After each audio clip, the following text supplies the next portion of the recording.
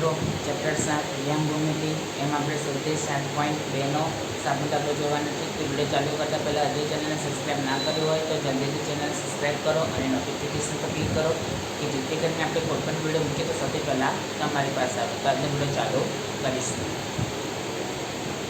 શું કહે છે કે એબી વર્તુળનો વ્યાસ છે, તેનું કેન્દ્ર 2-3 અને બી 1-4 છે. તો મિત્રો એના યામ શોધો.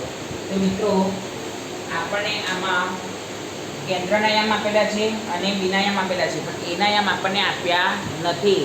તો આપણે ધારી લઈશું, ધારો કે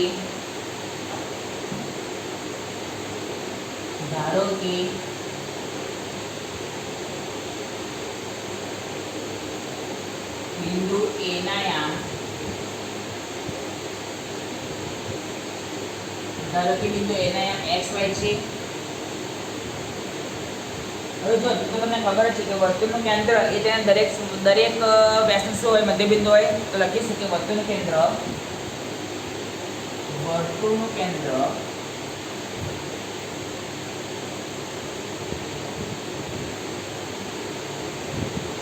તેના દરેક વ્યાસનું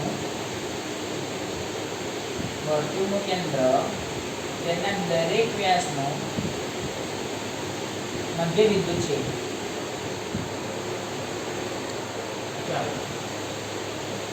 હવે AB એ શું છે, વર્તુળનો વ્યાસ છે. તો લખીશું કે અહીં AB શું છે, વ્યાસ છે. અને 2 - 3 એ શું છે, વર્તુળનું કેન્દ્ર છે. તો લખીશું કે અને 2 - 3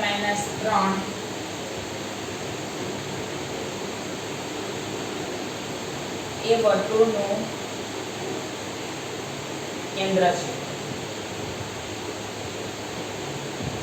તો લખીશું કે AB નો મધ્યબિંદુ બરાબર 2 - 3. તો એના યામ શું છે, xy. બીના યામ છે બીના યામ છે 1-4.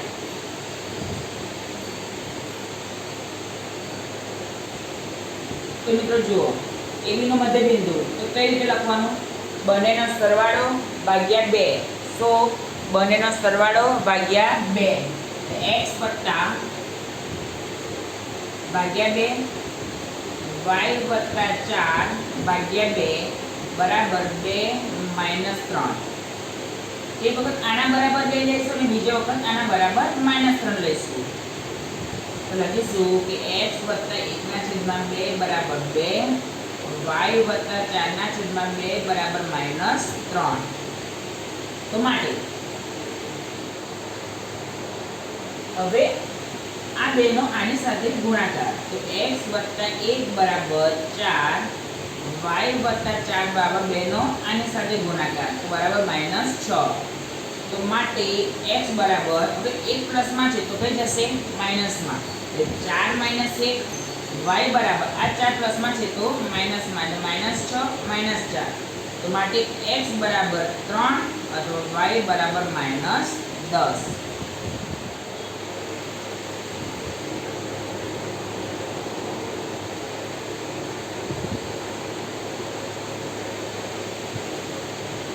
તો લખીશું આપણે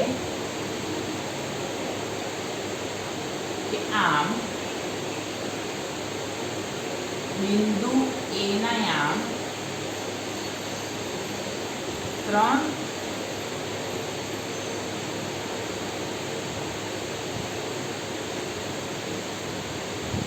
10 થાય.